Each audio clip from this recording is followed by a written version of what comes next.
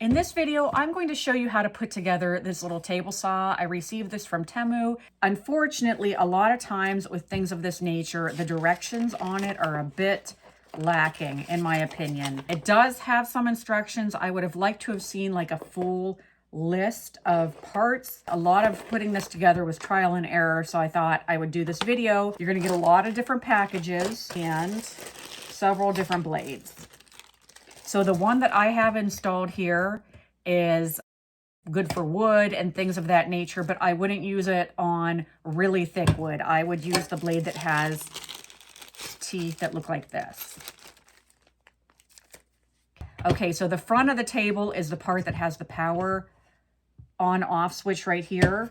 And you're also going to get this adapter that comes with it. The pieces were apart, you plug them together, and you'll also notice that there is power here. You can choose how fast, how slow. Now, a couple things to know with this.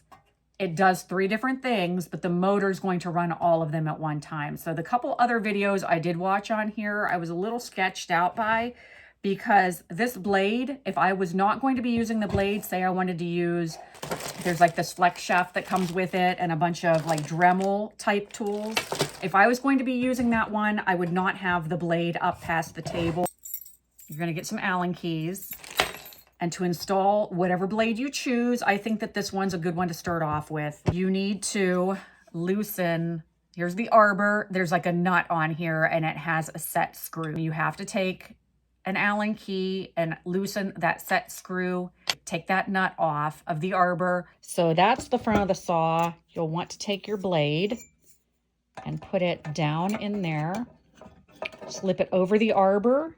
And then you're going to take this. I kind of hand tighten that. And then there's a little access area here. Okay, see, there's like a set screw down in there. You can take the corresponding Allen key and tighten that. And you might actually need both hands because you kind of have to hold on to that. So that's how you change and install the blade. One thing I think that a lot of people don't realize when they were doing their videos and having that saw blade up past the table, this is adjustable. You can take the depth all the way down. And that is what I would advise doing. Okay, so the Allen key that works with this appears to be the thickest one, okay? So I really had to, it was hard. It was hard when I got this because I didn't know which way I needed to go with this Allen key to loosen it. So if you were looking at the front, because it was a booger to get undone, and I'm like, am I tightening it? Am I trying to untighten it? I didn't know which direction to go because usually it's lefty-loosey. And so, yes, it is lefty-loosey if you're looking at the front of it, and then go righty-tighty or clockwise if you want to raise that. And another thing I saw when people were demonstrating this, they had this all the way raised, okay? Now, typically when you're working with a table saw, you only need to have like maybe a tooth over top of your stock that you're using. People are running this all the way up, and that kind of sketches me out. So that's what I'm going to say about that. If you're going to be cutting something that's very delicate, for one, I wouldn't have the power hooked all the way up because the RPM max is like 6,000. And remember, that's running everything, okay? So don't have your Dremel part hooked up to that. Don't have the sander on. I would only have one thing running at a time. And if you're not using that saw, I can't stress this enough, drop it down below the table. So there's also like an abrasive that you can cut. And then there's also this, which I think is the metal. That would be more if you were doing, I don't know, like some kind of like a porous, like a brick material. Say you had tiny little bricks or something, or like cement board. PVC, I think you can cut with this. I forget which blade it recommends though.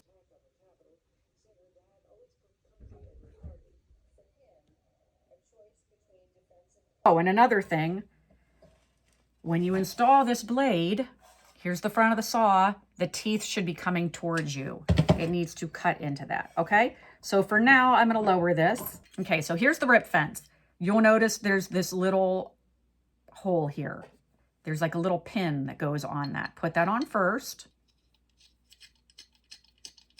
So then That part is going to go towards the back of the saw because later we're going to put, they have like a little plastic shield that goes up there. So if you put it here, it's going to have the shield in the wrong area. So make sure that little pin goes towards the back, and then take these bolts and come up through here. And then there are little wing nuts. I would actually use the aid of a square just to make sure that you get that where you want it. Then lock it in place. There's also a little miter gauge that comes with it. It's a little bit, it's okay. One word of caution though, like there's nothing to stop it. It'll come flying through the back, but you can adjust this too. If you want it at 90 degrees, or if you want to make like some type of an angled cut, you can just loosen this thumb screw and you can turn it like that. I also think I would use the aid of a square to get this set, or at the very least, maybe like put it upside down like that. And now you know that it's perfectly 90 degrees. Set it and then turn it around, and that should be good. Let me double check it. Yeah, that appears to be good. All right, so that's how I would handle that. All right, so now let's go over here. This is the side that would accept the things that have, they really did pack a lot in here, I have to say. There's like a little buffer. You're gonna have little different grit sander discs. There's a whole bunch of them, and they're marked on the bottom, okay, which size grit they are. Okay, so that's nice. Let me go back. I digress. Okay, so then to put this shield on, you can tell this is a little offset. So this side is going to go over top of the pin. There's like a little thumb screw dial type button here, and then you can set that on. And then depending, in theory, that's probably to keep things from flying up at you. You got to be really careful though, because once you turn this on, that blade's going to be running and it's like right there. So keep kids, pets, everything away. And obviously watch what you're doing while you're running this, because it does look handy, but it also has the potential to go sideways. So just be careful of that. So over here, there's another arbor. You're going to find something that looks like this. And I'm not quite sure why they set it up this way. I would rather, you're going to need these two pieces. And I don't know why they did it. I would actually rather have this. It has like jaws on it, or a chuck on it that's adjustable. I almost rather they would have just had that go right on there, but it does not. Okay, so you take this, put it on the arbor. Okay, this tiny little is long, but it's very thin. This Allen key is what tightens that. Okay, so tighten. And then you almost have to turn her around so you can get a good swing over here. Okay, tighten, tighten, okay? All right, I'm not gonna undo this, but you're also going to find a part that has this long stem, and you're also going to find a screw. It goes, thread this through, thread that through, and attach this wheel on it. And as you can see, there's like Velcro, and that's what's going to attach all of these pieces. So for sake of demonstration, I'm going to put this on, okay? And then you take this, slide it onto that piece we just assembled. Then any attachments you want, and there's a bunch of things, all of this. So all of these pieces that have the Velcro on the underneath go to this attachment. All of these pieces in here go to the Dremel, which I haven't shown you yet. Okay, so to attach that, you take that stem, push it inside of there, and then you're going to find a key that looks like this that has like gears on it. You'll notice on here that that little dealie fits into there, okay? So I'm going to tighten it, and that is locked in place.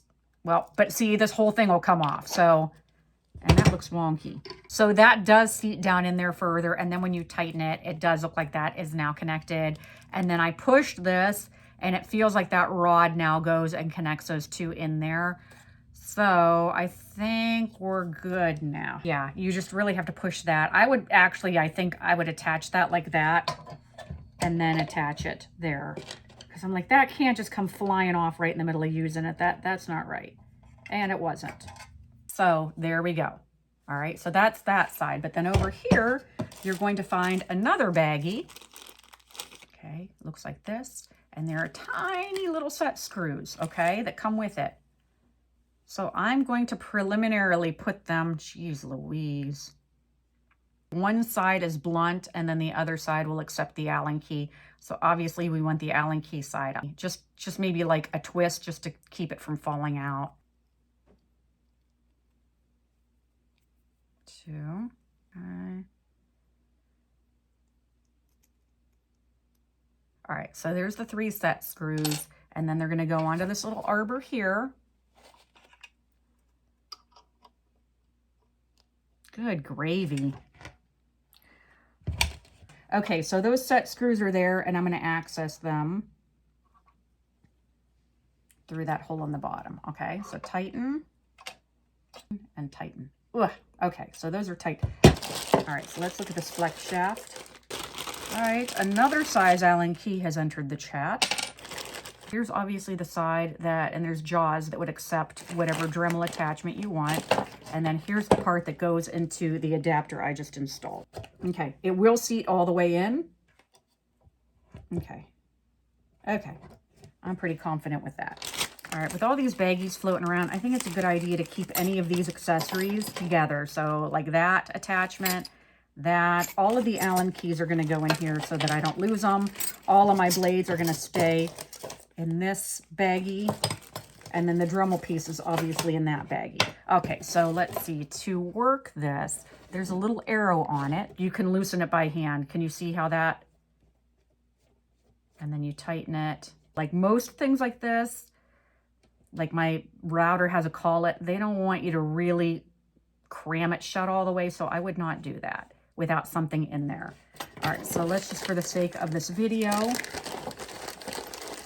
Oh, also in the baggie, you can use this as a drill, which I thought was pretty smart. So if you're a new woodworker and you can only have one tool and you plan on doing small projects or cutting, you know, like you're not going to be building a bed or anything, and you're just going to be doing like crafty things, this would be a good one to start.